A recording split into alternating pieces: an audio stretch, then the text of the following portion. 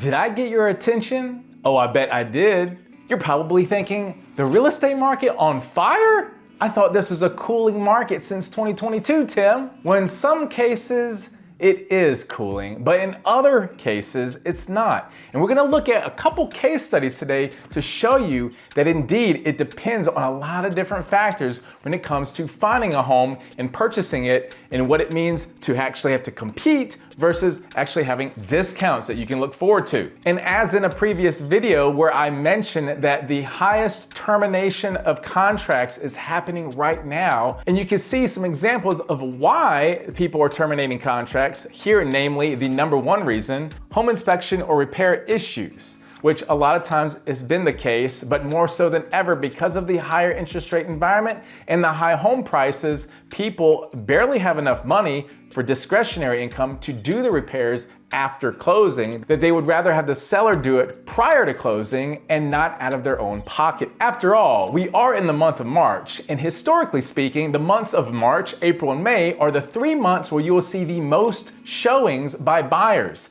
That's right, the highest amount of buyer activity is right now. Well, does that mean it's a good time to buy? Well, traditionally speaking, between March and the end of June, it is, because there are the most homes available on the market for sale. But the catch is that also means that there are the most buyers, which means the most competition that you could possibly run into. And while the market is cooling, generally speaking, throughout Metro Atlanta, as we're seeing price decreases, more discounts, more incentives given by sellers and new construction builders, as well as credits towards closing costs, there are certain instances where this is not the case. So be on guard, and so the purpose of this video is to let you know, be aware of the entire market here in Metro Atlanta, because it's not what you think. And yet, despite all of these statistics and what's going on in the housing market, here is the one that I want you to pay attention to. For the first time in 5 years, above 6% mortgages outnumber sub 3% loans. So guys, it was just a month ago where we had rates drop into the fives. 5.9%, and it was the lowest rate in the last 3 years. And yet there are sometimes things in life that happen that we just don't expect, such as a war in Iran that all of a sudden made the mortgage market come into shock, and now we see rates back up at 6.4%. higher than they were just a month ago by quite a big amount. And yet, again, as it shows in this stat here, people are in need of moving. We are now seeing for the first time ever interest rates at 6% average for homeowners is above the 3% that we typically saw prior to 2022. Now guys, what does this mean? People, no matter the market, despite the market conditions, regardless, there will always be people that have to move versus those that want to move. So the wanters are the ones that are investors, speculators. And then you've got other ones that are having to move, such as upsizing, downsizing, marriage, divorce, job relocation, or whatever you have, or any other reason that's similar to that. So again, you might be asking, Tim, you're saying that this Atlanta real estate market is hot. Well, prove it to me. Give me some examples. Or here is case number one. So case study number one, this address, 765 Jane Wallace Lane in Alpharetta. So I have an engaged couple who's looking to get married later this year, and they're looking to buy their first property located in Alpharetta. As you've seen in my previous videos, we know that Alpharetta is one of, if not the most demanding place to purchase a home due to the different amenities and attractions that Alpharetta appeals to different people. And look, this house here was an interesting one. We have a 4-bedroom, 2.5 bathroom house built in 1989. It's got 2,462 square feet. It was listed for $675,000. It ultimately sold for $660,000 with $5,000 credit towards closing costs that the seller gave to the buyer. Now, if I just told you that, you would say, yep, that sounds about right. High demand, high price per square foot, high price for a home that's not that big, but it is renovated, as you can see in the photos. But there's more to the story that I have to tell you. Before we offered, I asked a couple questions. The first one always is, do you have any offers on the table?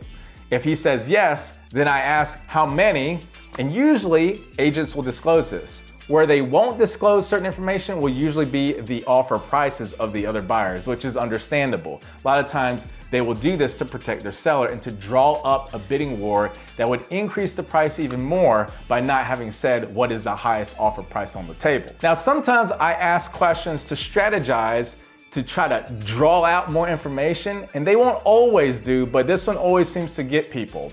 I ask this question. I come up with a number in mind, and I say, would 700,000 start a conversation with the seller? And if they say yes, then we know that we can offer 700,000 and we would be at the top of the list. If they say no, then we know that it's not enough and we're gonna have to offer higher if we wanna stand a chance to get it. Well, the crazy thing about this house is that while it was priced at 675,000, they had a few offers on the table and one was well above 700,000. Now you're probably asking, but wait a minute, Tim, it sold for 660,000. So here's what ended up happening. We offered high enough to be the winning offer. We went under contract, we did an inspection. We found out that the home had a lot of repairs that needed to be done. While the pictures and the in-person tour really impressed us with all the renovations that they've done with quartz countertops, nice new vanities and shelving and cabinetry, and the kitchen was really amazing and nicely set up. Even despite all that, because it was a 1989 built home, there were a lot of other issues that we ran into. So we asked for a substantial credit. They came back with a far less credit than what we had asked for, so we terminated the contract. Then later, a month goes by, we see that it went under contract and ultimately sold for 660,000. What happened? What ended up happening with this home is that the second buyer, or at least what I suspect, because I didn't find out this information and I don't think that the agent would disclose at this point, is that the second highest offer, when they saw that we terminated, and that they were the second highest offer, they really didn't have any other competition. They decided, well, hey, we are not in need of offering more than we need to get this home under contract. Why don't we offer less? So they offered less and they accepted because the other buyers were not even close to that offer price range, and we were the only one that was competing with them at the time. So what is the moral of the story for this one, you ask? When it comes to listing a house on the market, the first 2 weeks really matters because that is the highest amount of showing activity. But even more so than that, the first 48 hours really matters. And that's why you want to work with an agent, hello, who can help you on the list side to generate that traffic, that interest, that sense of urgency to make a buyer have a burning desire to see the home and offer as much as they can. If it means to them, they have to get in or else they lose it. That was the mentality of my buyer when they saw that the other offers were on the table. But as soon as that time period passes, whether it's not accepting an offer or not having enough offers to compete in, or in this case, having a termination of a contract, that burning sensation, that sense of urgency dies down considerably. Now, was there something that this listing agent could have done better? Not really, because sometimes this happens. When you have a contract terminate, that's the nature of what happens. And the argument could have been, well, why didn't they choose a second offer? And then they would be able to still get a higher price because at the time that second offer was being offered higher than what it ended up selling for. But if I was a listing agent, I probably would have advised the client, my client, the same thing. This is the highest offer on the table. They're pre-approved with their preferred lender. They have a good down payment. They're solid in their credit. Why not? So again, the moral of the story is that the first 48 hours matters when you want to set up an open house. You want to set up a bulk email blast to hundreds of agents, send it out to your database, and even send out postcards to the neighbors in case they have somebody that wants to move in, like a family friend or somebody to live nearby. Because once that 48 hours has passed, that house interest starts to die down. Now let's look at case number 2. Here at 3143 Claiborne Drive in Duluth, Georgia. This is a 3-bedroom, 2.5 bathroom home built in 1971 and has 1,853 square feet, and it was sold for $350,000. Now, once again, you might be asking, Tim, you're saying this market's hot, but it sold for far less than what it was listed for. But once again, we ran into an interesting scenario with this one. And this particular buyer that I had, they ended up being the winning bidder and they closed on the home last week. So this is what happened. Get ready.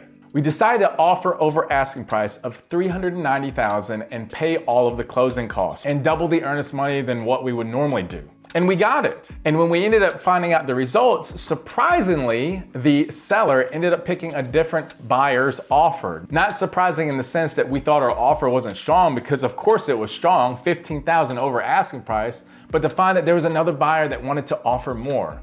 But what happened? 3 days later, after they did the inspection, they found a lot of mold in the crawl space. And of course, with this home built in 1971, you can suspect that there would be possibilities of mold, more so than in newer homes. So then the agent called me and said, Tim, the first buyer terminated, you're the second buyer in line in terms of the best offer, would you be interested? So then I asked, could I get the other buyer's inspection report? Would the seller be able to give it to us? Do I have their permission to be able to see it? She went to her seller. The seller said, okay. She emailed me the inspection report. We looked at it and we realized, yes, there was a lot of mold and a lot of other issues with this home. My buyer still wanted it, but we decided to adjust the price substantially. We said, hey, look, we're gonna offer a lot less than what we had originally offered of $390,000. We're gonna come in at $370,000 and still pay our closing cost. So $5,000 below their asking price. The agent said, let me talk to my seller. Seller said,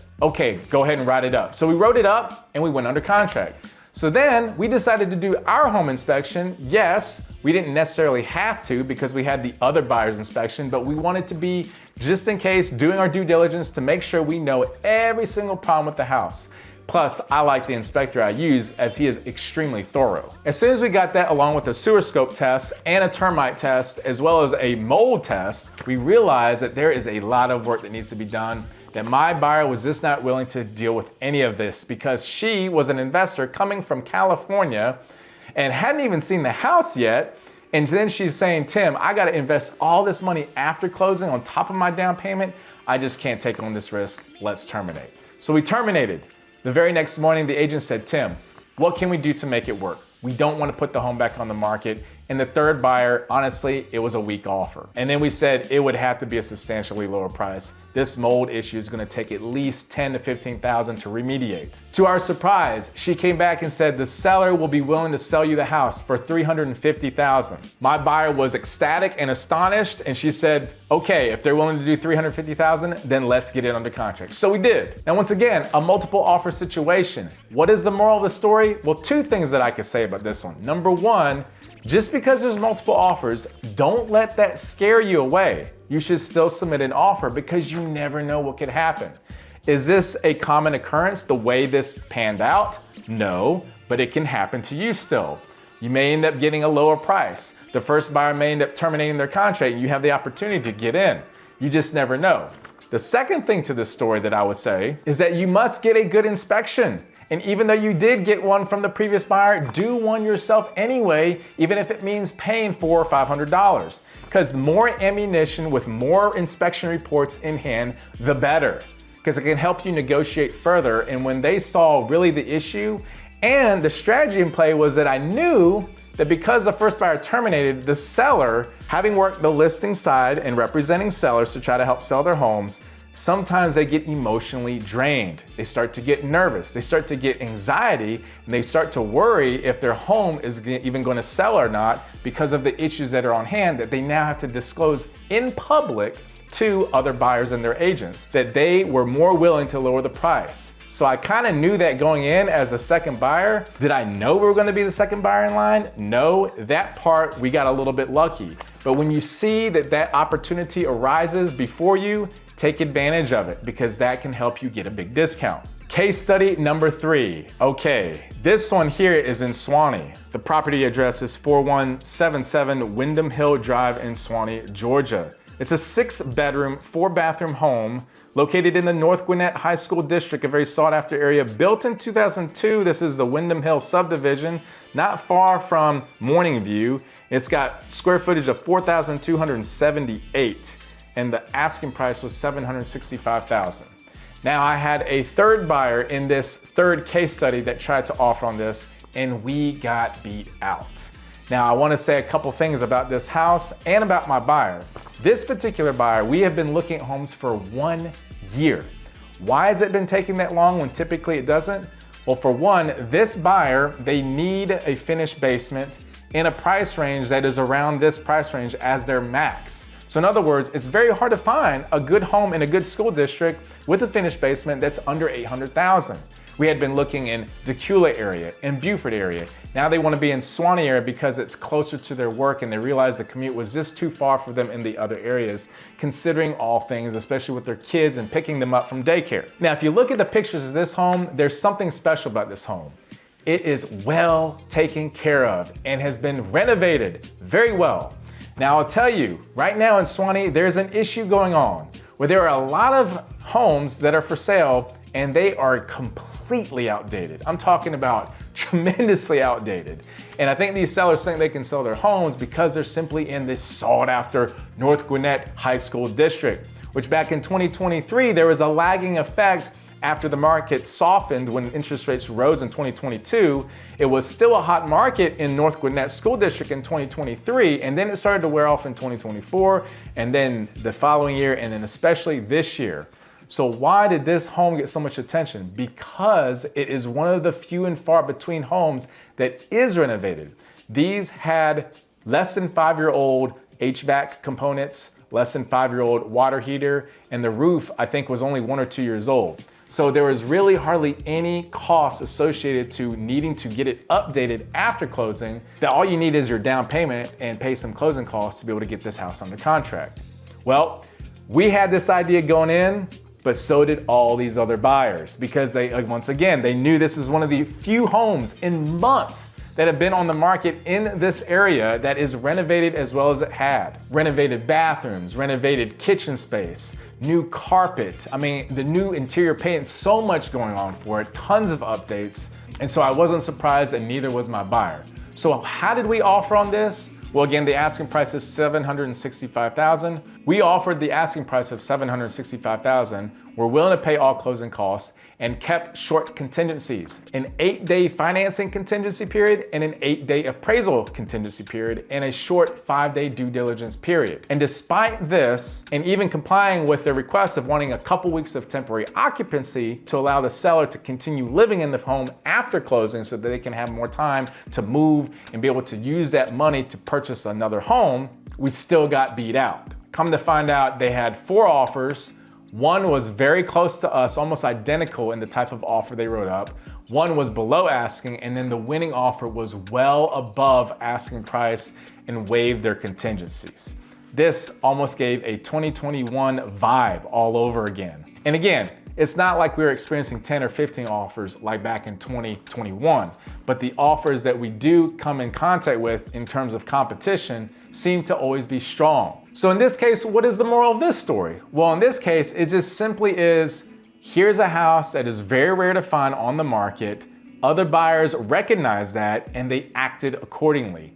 If you want a house that is like this, that is completely renovated in the location that you want, you've been looking for a year and you still haven't found something until finally now, you have to go all in your offer. And if you're not willing to, then you have to look somewhere else because you're gonna end up competing all over again. And once again, this is even in a quote unquote soft market, a colder real estate market. And finally, case number 4. This property is located in Lawrenceville.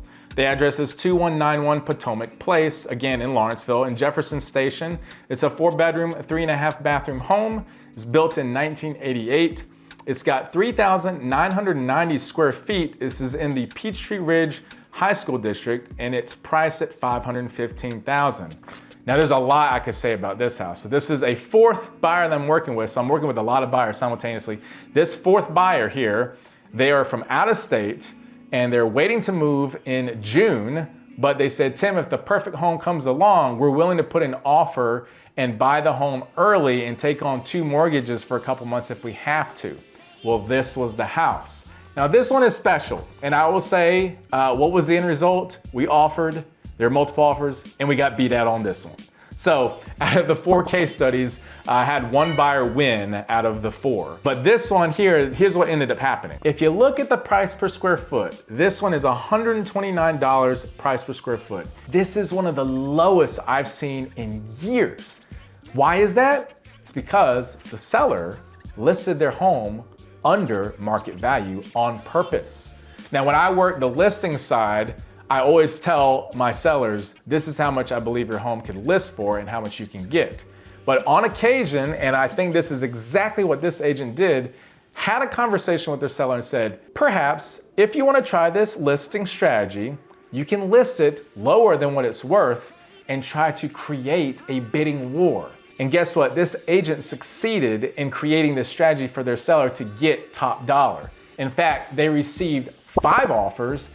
All 5 were over asking price. We offered $535,000, willing to pay all closing costs, 8-day financing and appraisal contingency periods with a 7-day due diligence period with $10,000 earnest money, double than what it would normally be in a traditional offer. And despite offering $20,000 over, we got outbid. The agent did disclose that we were the 3rd best out of 5. So there were 2 offers that are below ours, and they were very close with the second, but the first offer was well above our offer price, and it was all cash. So you can imagine, Tim, how do we compete in this environment, and why is this happening in Metro Atlanta when we're supposedly in a buyer's market and things have cooled down? Well, it's because the moral of this story is that some sellers will list their home below asking price. The comps in this neighborhood in a half-mile radius were all priced around $570,000 to $580,000. So it made sense that this one would get a lot of showing activity and buyer offers. Speaking of which, the neighborhood was absolutely gorgeous, and it's right across the street from Toll Brothers Ledgestone new construction community that's being built. And it's very close to Interstate 85, Highway 316, Sugarloaf Mills Mall. It's basically in the best location of Lawrenceville, in the best school district that Lawrenceville has to offer. So there you have it, 4 case studies. Now, what is the overall moral of the story? If we take into consideration all 4 of these case studies, what have we learned? We learned that despite a cooling market, despite the data that we see, homes sitting on the market longer, prices coming down, it is all dependent on different factors and circumstances. In this case, we learned that houses can be listed for below market value, that homes that are very well renovated, like the one in Suwanee, can get multiple offers because there aren't many that are renovated with a finished basement. Or you could have a home like the Duluth home, which is prime location in Duluth for a homeowner as well as for renting out, and in that price range below $400,000 that everybody wants. And then lastly, the Alpharetta home, which, what can you say? Alpharetta is Alpharetta, the most sought after area. And seeing how if you generate enough traffic and strategies at the beginning to create that sense of urgency, you can really get a higher offer price. So there you have it. If you're looking to make a move to Georgia, if you're looking to buy a house or even selling, or doing both at the same time, I would love to work with you. Reach out to me, call, text, email, however you want to get a hold of me. I can't wait to hear from you.